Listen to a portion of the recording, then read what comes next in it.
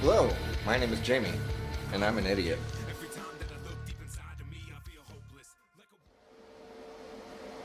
Not because I did something stupid or unsafe or etc., but according to all the people in the hot rod community I've talked to locally, I'm an idiot. For this. My 66 Valiant. Ridiculous, right? Let me explain. You've put 3 different slant sixes in this and hopped them up and put money into them?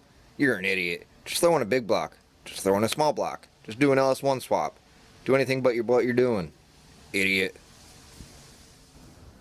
You drive it that low every day? You're unsafe. You're gonna hurt yourself. You're an idiot. You need Fat Man 2-inch drop spindles, but then that means you gotta change your wheel bolt pattern, which means you gotta change your wheels, your front spindles, your brakes, probably your back axle too. While you're at it, get some air ride suspension bags. Put them on there. If you don't do all that and spend a bunch of money, you're an idiot. Come to think of it, why are you even driving a 4-door car or putting money into it? It's a one-year only body. Nobody likes them. They're not wanted. They're for sale cheap all over the place. Why would you even put a dime into it? What are you doing? Just sell the damn thing. Get yourself a 70 Challenger. Get yourself a 69 Charger. Get yourself a Barracuda. You're an idiot. Now I say all these things half jokingly because not everybody calls me an idiot. It's mostly the other car community, surprisingly. Car shows, other car guys in forums locally here. But when it comes down to actually driving it every day, and most of the older gentlemen at car shows, I get thumbs up all the time. I've gotten more thumbs up driving this car and more rolling down your window. What year is it? My grandma used to have one, my aunt used to have one. That's what I grew up with. That's what my parents had. That's what I drove to high school. Than any other vehicle I've ever owned. And I've owned probably over 300 vehicles. So my problem is, it's the car guys, the guys in our own culture, the guys in our own groups that are supposed to be supporting each other. They're the ones that say the word idiot. But you know what? It's my car.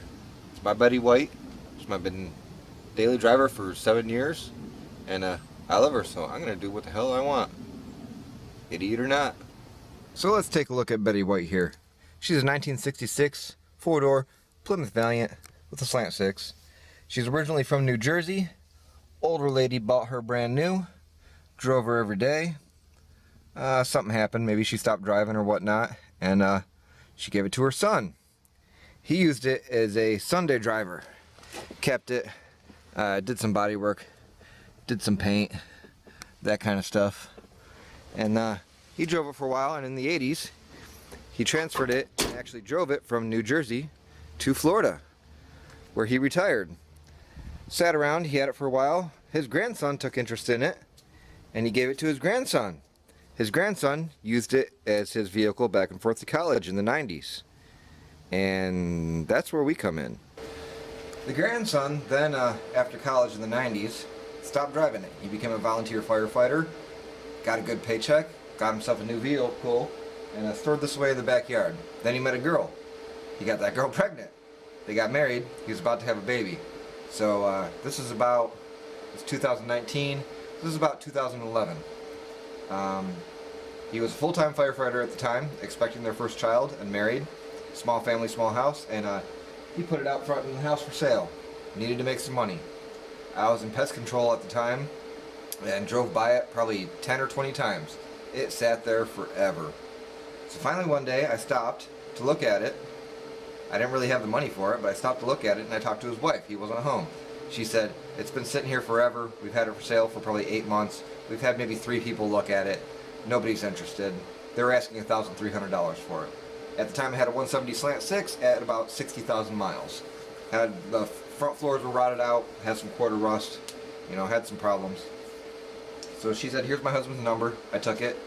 Called him a few times, never got a hold of him. He was probably busy. They got a kid coming. They were remodeling their house at the time too, and he was a full-time firefighter. About 2 weeks later, I get a random call and answer it, and it was him. He had a day off or whatnot, or found my, I think he told me he'd lost my phone number that his wife had written down, and he found it on the kitchen counter when they were cleaning.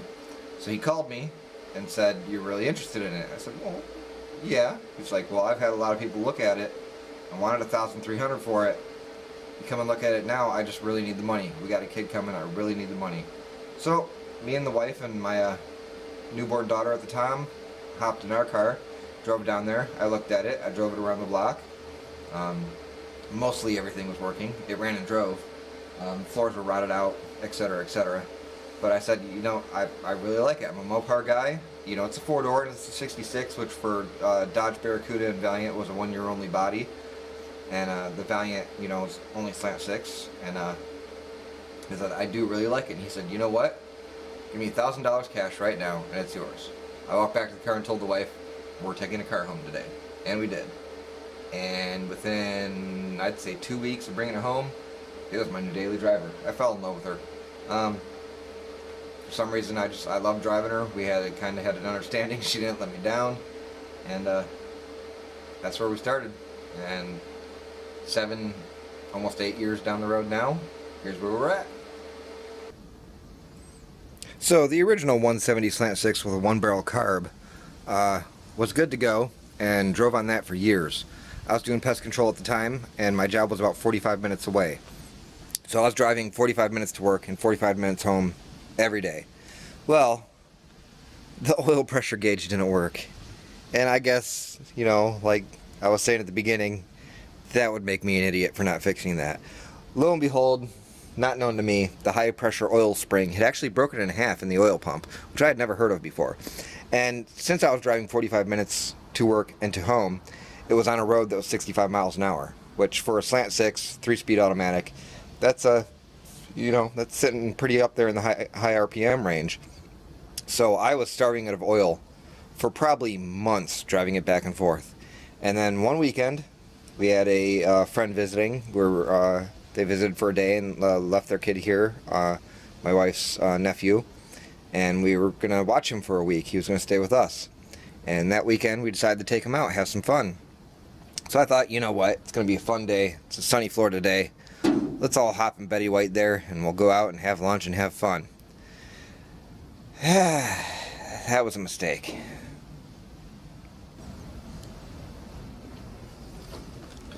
So, on the way into town to take him to lunch, probably about a 10-15 minute drive, I noticed she was acting a little weird. She was running a little rough, and I was hearing more upper valve train noise, or so I thought, that I was used to.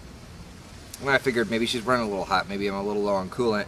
And it was a hot day in Florida. It was a hot, probably, I think hot July summer day. So we got to the place where we were eating, and by the time we got there and pulled in, it was getting even worse, and I was worried. So I didn't say anything to anybody.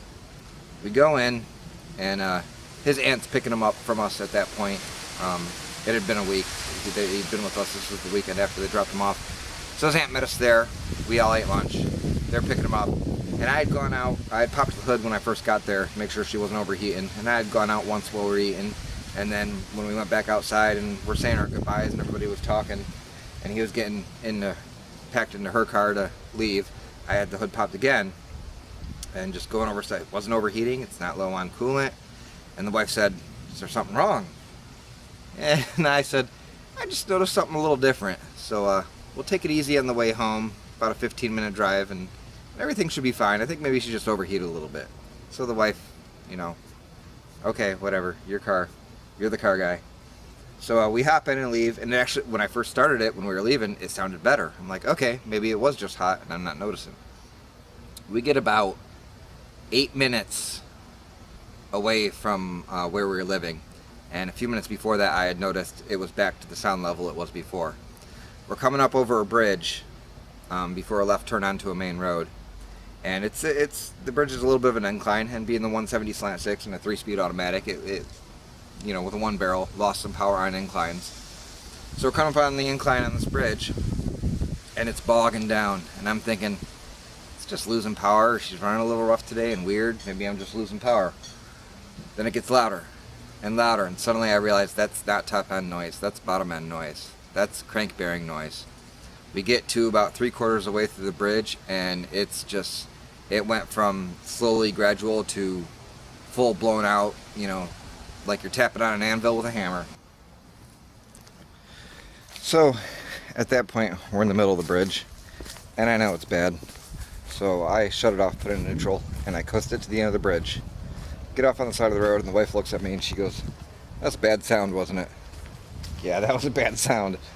So we're sitting there, and I'm thinking maybe I'll let it cool off. Maybe it's a ring, who knows. And I try to start it a few times, and it does not want to start. Does not want to start at all. Got it to hook once, heard that noise again. Nothing on the hooks. Heard that noise again, and I knew she was a goner. So we called my wife's dad. We were only a few miles from home. He hooked it up to his truck with a chain. We drug it home. I tore into it, and I had spun a rod bearing. So at this point, I'm like, all right, this is my car. It's my Betty White. Can't get rid of her. Not going to give up at this point. I'm going to put another engine in. So found a 225 out of a pickup truck that a guy was real cheap. He was asked like 150, 200 bucks for it. I went and picked it up. He said, yeah, smoked a little tiny bit, but ran good. And I paid somebody to take me to pick it up because I didn't have a pickup truck. We go and get it. Guy's got tons of cars. Cool guy. At least he seemed cool. Loaded the engine up. I spent the next week throwing it in. Late at night, probably midnight, one night I get it done, and I go to start it up. It does not want to start. Does not want to start. Finally get started up. It smoked so bad you thought the army was laying down smoke screens where we were living. I said, all right, maybe the valve guide seals are bad. Maybe. So I bought some, threw them in, relashed the valves, and I'm like, yep, got it fixed. Yes, let's get it started up.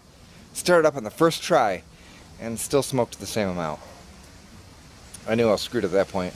I did pull the oil pan and stuff, and tear the engine apart a little bit before I pulled it back out. And lo and behold, one cylinder was missing a ring. It was trashed. The engine was trashed. It had been missing a ring and running like that and chewed the ring up while it was running. The guy had lied. It was a bad engine out of a bad truck. Whatever. I only paid 150 bucks into it. Maybe spent 50 bucks and, quite a lot of manpower and time into it. But oh well. So, what am I going to do now? I thought, screw it. I borrowed money to buy the car in the first place, and I paid that off quickly. I didn't have the money in the bank at the time. And I love this car. Let me put some actual money into it. I love the Slant 6, and yes, people are being like, nah, LS1 swap, big block, small block, do this, do that. I'm like, no, I love the Slant 6. I'm going to build a Slant 6. Found, I believe they were, I can't remember the company now, but they're 30 over pistons on eBay. Found them, bought a bunch of other stuff, and started building myself an engine. Got a board 30,000 over, shaved some off the head, every new part you could think of, every upgrade you could think of. I hadn't gotten to intake and exhaust yet, luckily, but the block was completely redone. The head was shaved. The block was 30 over. Everything was new. And at that time, the place we were living at, we had to move out from. So I knew I didn't have time to put finish the engine, and put it in the car because I had a cracked exhaust manifold. The exhaust manifold I had was cracked in two places, as most Slant 6 exhaust manifolds are. And I wasn't going to have time to put it back together. So alright, we're moving. I'm going to have to tow it to this place and I'll put the engine in there. We moved. Got everything moved. Even got the car moved. But the engine, I hadn't had a chance to load and move yet. It was still sitting at our previous residence. It was on an engine stand, with a tarp over it, with a sheet of plywood over it, that was spray painted, Jamie's engine, do not scrap. I had told the owner of the property, who had a daughter that was in desperate need of money, that I had some other parts that she could scrap that were sitting on next to the barn. I had an old bell housing, an old transmission, some just random parts from working on Mopars over the years, and she could have those and she could scrap them. Here they are, right here, on the side of the barn, 400 feet away from where we lived on the property. So, about 4 days after I told her that, and she said, yeah, I scrapped that stuff, it's good. One night, I'm coming home from work and I got a weird feeling. I should go to the house, do just one more check to make sure the house is clean, but really I was going to make sure what I had left there was still there. As soon as I pulled up, it's all gone. All of it. My engine stand, the engine cradle I had under it, the engine I had bored over and was fresh and ready to go and everything. the piece of plywood, the tarp, everything was gone. It's nighttime, it's dark. I immediately go up to the property owner's house, who we're renting from, and I said, "Pops, where's my engine? Where's my stuff that was over there?" And he goes, "What are you talking about?" And he's a disabled vet. He can't get around too easy. He's like, I don't know. I haven't been up there." So I told him, "Well, I told your daughter she could scrap some stuff that I left on the side of the barn for her, separate from everything else. And it looks like she scrapped my engine too." And he goes, "No, that can't be possible." So I called her. She hung up on me. I called her again. She cussed me out and hung up on me. Then, standing there with her dad called her. She answered, and he immediately confronted her with, "Where's Jamie's engine?" "I don't know what you're talking about." "What do you mean what you don't want? You're the only one that's been on the property other than me. Where's his engine?" "I don't know what you're talking about." And she hung up on him. She hung up on her dad. So he starts getting pissed. He calls her back. And when she answers completely berate and pissed in a defensive mode, and tells her dad, "Well, he told me I could scrap anything that they left there. Anything that they left there was mine, and I could scrap it all." And I had taken pictures of the engine sitting there. I had taken pictures of the conversation just in case, because this kid of his had problems before, and something in my brain told me, just in case, document everything. I had taken pictures. So she tells him all that. Tells him, "Oh, he told me I could scrap everything." She hangs up on him again, which pisses him off more, and I proceed to show him all the text messages.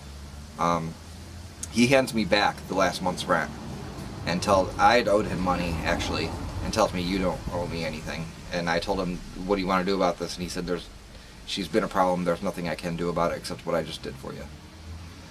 So I was a complete wreck at that point. I'm depressed. This is my car, a car I plan on never getting rid of, our family vehicle, my Betty White, and she's sitting there with no engine. It's been stolen. I'm an idiot.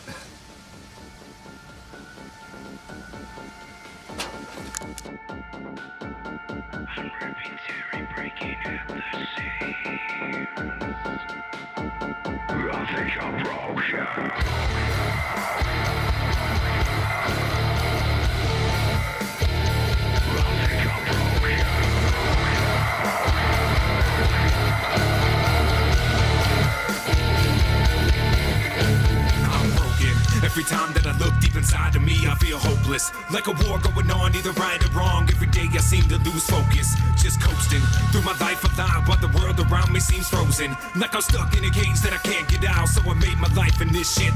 No sun, no bright blue sky, just me with a shovel in a ditch.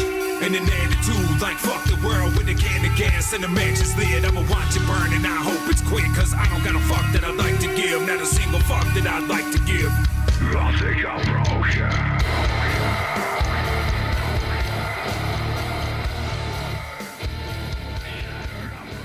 So to make it real quick, because I know this video is getting long, I only got 7 minutes left on the camera.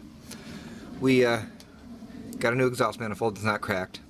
This is a Weber 3838 non-progressive. I fabbed all my own linkage. Of course, switched the throttle over to cable. This car's never been worked on by anybody but me.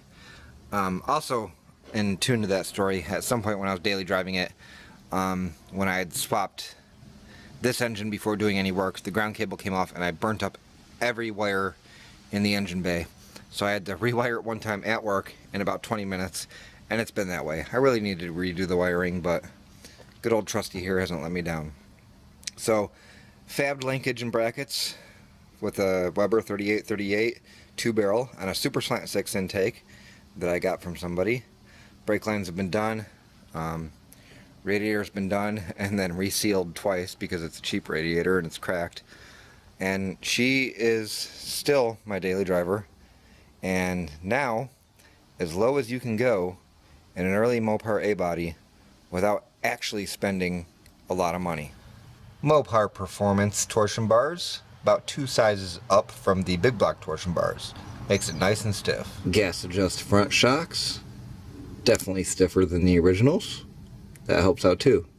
While we're under here, you can see just how low she is.